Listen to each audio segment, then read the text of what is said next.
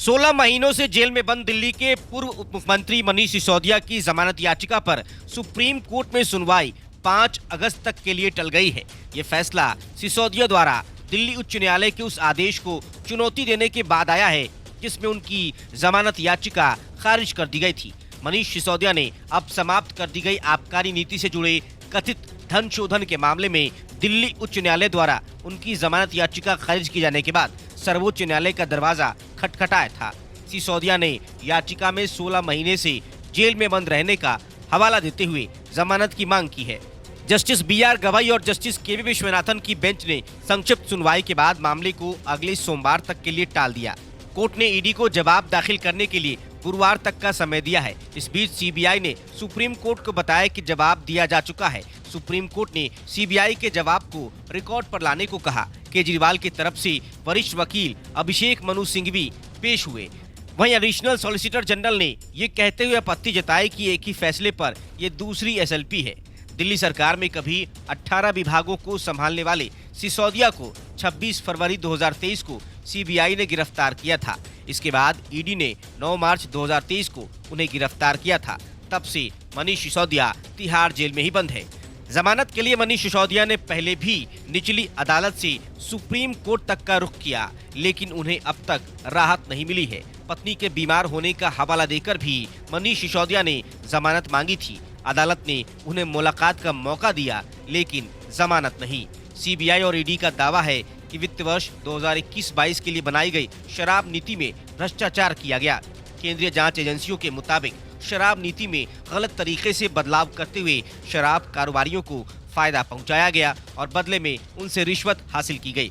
मनीष सिसोदिया उस समय आबकारी मंत्री थे। इस मामले में आम आदमी पार्टी और इसके राष्ट्रीय संयोजक अरविंद केजरीवाल को भी आरोपी बनाया गया है। Bureau report, news of India.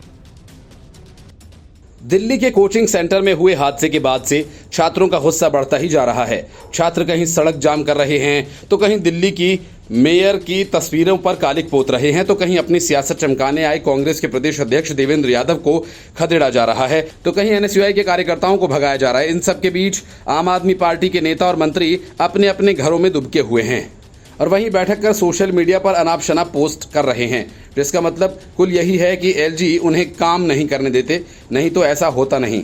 Saurabh Bhardwaj कहते हैं कि हम किसी का ट्रांसफर नहीं कर सकते, ऐसे में हम क्या करें। लेकिन इस बीच बीजेपी सांसद बांसुरी स्वराज ने बड़ा आरोप लगाते हुए कहा कि आम आदमी पार्टी के विधायक दुर्गेश पाठक के पास इलाके में जल जमाव की समस्या का मुद्दा दो बार उठाया गया, लेकिन उन्होंने कुछ नहीं किया। एक प्रेस कॉन्फ्रेंस में बांसुरी स्वराज ने कहा कि इस घटना को पूरी तरह से टाला जा सकता था। 22 जुलाई को राजेंद्र नगर इलाके में जल भराव की समस्या विधायक दुर्गेश पाठक के संज्ञान में लाई गई थी, लेकिन उन्होंने कुछ नहीं किया और इसके बाद 24 जुलाई को दोबारा ये समस्या उनके संज्ञान में लाई गई।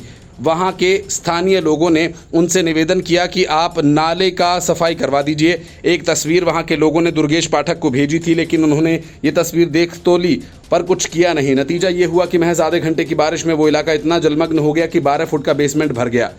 3 बच्चों का भविष्य खत्म हो गया, उनका जीवन खत्म हो गया। दुर्गेश पाठक का ना सुनना इस घटना की वजह है। दुर्गेश पाठक न सिर्फ इलाके के विधायक हैं, बल्कि आम आदमी पार्टी ने उन्हें MCD कामकाज की निगरानी करने का भी जिम्मा सौंपा हुआ है। इस हिसाब से दुर्गेश पाठक की बड़ी जवाबदेही बनती है, लेकिन घटना के बाद से पाठक का कहीं कोई अता पता नहीं। पाठक केजरीवाल का खास माना जाता है। शराब घोटाला मामले में भी जांच एजेंसीज ने पाठक से पूछताछ की थी, इसलिए बांसुरी स्वराज ने कहा कि इसमें सीधे आपराधिक लापरवाही का केस दर्ज होना चाहिए। 22 जुलाई को जब राजेंद्र नगर में जलभराव हुआ तब स्थानीय लोगों ने दुर्गेश पाठक से नाले की सफाई करने के लिए कहा था। 24 जुलाई को भी बारिश के बाद दुर्गेश पाठक से नाले की सफाई कराने का आग्रह किया गया था, लेकिन उन्होंने कुछ नहीं किया और 3 बच्चों का जीवन खत्म हो गया। Bureau report, news of India.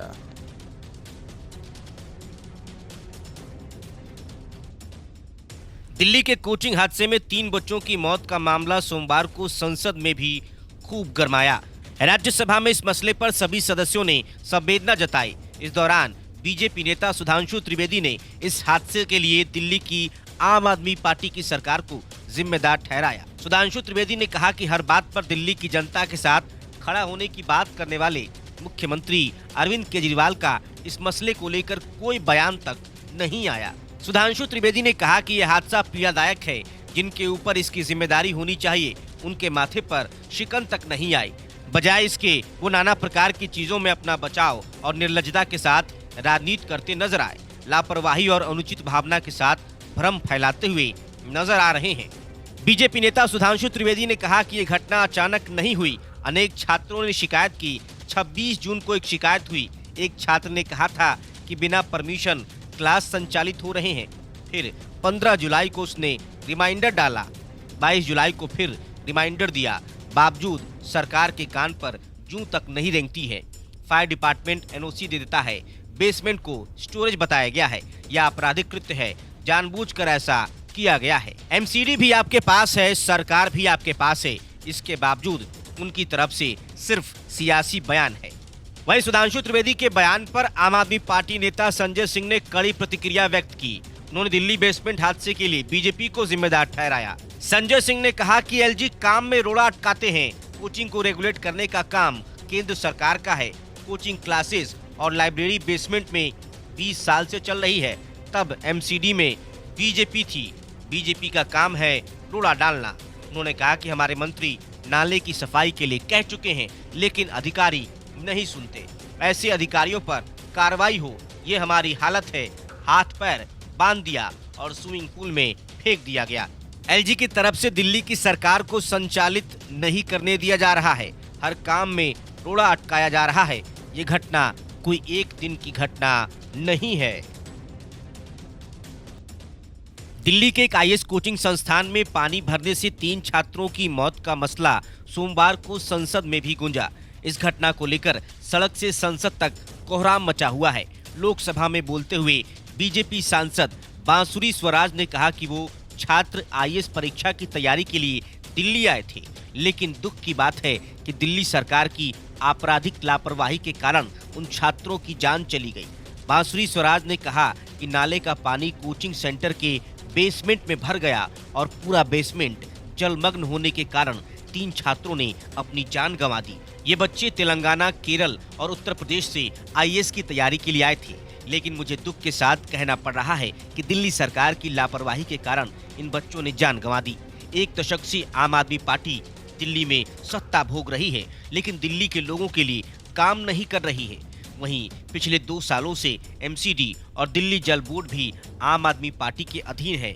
22 और 24 जुलाई से वहां के पार्षद और विधायक और अधिकारियों को लगातार इसकी शिकायत कर रहे थे। विधायक जी ने व्यंग तो किया, लेकिन कोई एक्शन नहीं लिया। बांसुरी स्वराज ने गृह मंत्रालय से मामले की जांच के लिए एक समिति बनाने का अनुरोध किया है। वहीं इस पर राज्यसभा में बहस छिड़ी तो सभापति जगदीप धनखड़ ने भी टिप्पणी की। उन्होंने कहा कि आज कोचिंग एक धंधा बन गया है। उन्होंने कहा कि हम अक्सर अखबार पढ़ते हैं तो शुरुआत के 1-2 पन्नों में उनके ही विज्ञापन मिलते हैं। बता दें कि शनिवार को बेसमेंट में पानी भरने से 3 कोचिंग स्टूडेंट्स की मौत हो गई थी। इसके अलावा बीते सप्ताह भी एक छात्र की बारिश होने के बाद करंट लगने से मौत हो गई थी। दिल्ली हाईकोर्ट में केजरीवाल की जमानत के लिए अरविंद केजरीवाल के वकील अभिषेक मनु सिंघवी ने खूब हाथ पांव मारे, लेकिन सीबीआई के वकील के सामने उनकी एक न चली और कोर्ट ने जमानत का फैसला टाल दिया। जस्टिस नीला बंसल कृष्ण ने केजरीवाल और सीबीआई की ओर से पेश वकीलों की दलीलें सुनने के बाद फैसला सुरक्षित रख लिया। हाईकोर्ट में बहस के दौरान सीबीआई ने केजरीवाल की तरफ से पेश अभिषेक मनु सिंघवी की दलीलों का विरोध किया और कहा कि वे कहते हैं कि एक बार चार्जशीट दाखिल हो जाने के बाद व्यक्ति को सलाखों के पीछे नहीं रखना चाहिए। ये एक नैरेटिव बनाया गया। अदालत उन्हें सलाखों के पीछे रख सकती है ताकि उसका मुकदमा कम से कम समय में पूरा हो सके। सीबीआई के वकील ने आगे कहा कि हालांकि कुछ परिस्थितियां ऐसी होती हैं जिनमें जमानत पर सीधे हाईकोर्ट सुनवाई कर सकता है, लेकिन हाईकोर्ट जमानत पर सुनवाई करने वाली पहली अदालत नहीं बन सकती। इस मामले में ये अंतिम आरोप पत्र है। हम ट्रायल शुरू करने के लिए तैयार हैं। फिर केजरीवाल के वकील अभिषेक मनु सिंघवी ने कहा कि मैंने पहले भी कहा था कि ये कुछ और नहीं बल्कि इंश्योरेंस गिरफ्तारी है। ईडी मामले में 3 बार जमानत मिल चुकी है। किसी न किसी रूप में जब से मुझे सीबीआई ने गिरफ्तार किया तब से किसी गवाह से आमना सामना नहीं कराया गया, कुछ भी नहीं हुआ। सिंघवी ने एक फैसले का हवाला देते हुए कहा कि सीआरपीसी की धारा 160 केवल गवाहों से संबंधित है और केजरीवाल को सीबीआई ने इसी प्रावधान के तहत पूछताछ के लिए बुलाया था। सिंघवी ने जज से कहा कि क्या आपने कभी ऐसा मामला देखा है जहां 2023 में केजरीवाल को गवाह के तौर पर बुलाया जाए, उसके बाद कोई समन न हो, कुछ भी न हो और फिर 2024 में गिरफ्तार कर लिया जाए। सीबीआई ने मामले में केजरीवाल की जमानत याचिका का विरोध करते हुए उन्हें आबकारी घोटाले का सूत्रधार बताया और कहा कि अगर उन्हें रिहा किया जाता है तो वो गवाहों को प्रभावित कर सकते हैं। सीबीआई की ओर से पेश अधिवक्ता डीपी सिंह ने कहा कि उनकी गिरफ्तारी के बगैर जांच पूरी नहीं की जा सकती थी। हमने 1 महीने के अंदर आरोप पत्र दायर किया। सीबीआई ने सुनवाई के दौरान केजरीवाल के लिए सूत्रधार शब्द का भी इस्तेमाल किया, जिससे कोर्ट में सिंघवी ने मजाक भी उड़ाया। सीबीआई की सूत्रधार वाली टिप्पणी पर सिंघवी ने कहा कि सूत्रधार शब्द का इस्तेमाल किया गया है। सीबीआई कविता पढ़ रही है। पहली बार शराब नीति 4 सितंबर 2020 को बनाई गई। 1 साल तक इसके लिए 9 एक्सपर्ट कमेटी बनाई गई थी, जिनमें 4 विभाग शामिल थे। 1 साल बाद जुलाई 2021 में पहली बार पॉलिसी को पब्लिश किया गया। इसमें 50 से ज़्यादा नौकरशाह शामिल थे। उपराज्यपाल ने इस पर साइन किया था। शराब नीति पर उपराज्यपाल के साइन का जिक्र कर सिंघवी ने सीबीआई को उन्हें भी ये सह आरोपी बनाने का तर्क दिया। सीबीआई के वकील डीपी सिंह के तर्कों का विरोध करते हुए सिंघवी ने कहा कि मैं उपराज्यपाल को सह आरोपी बनाना नहीं चाहता हूं, लेकिन डीपी सिंह ने अपने तर्कों से उन्हें आरोपी बना दिया। सिंघवी ने आगे कहा कि इस तर्क से तो मुख्य सचिव समेत 50 नौकरशाह को भी सह आरोपी बनाया जाना चाहिए। सिंघवी ने आगे केजरीवाल की जमानत पर बात करते हुए कहा कि आम आदमी पार्टी के नेता बेल की 3 शर्तों पर खरे उतर रहे हैं। उनके भागने का कोई खतरा नहीं, वो सबूतों के साथ छेड़छाड़ नहीं कर सकते और न ही गवाहों को प्रभावित कर सकते हैं।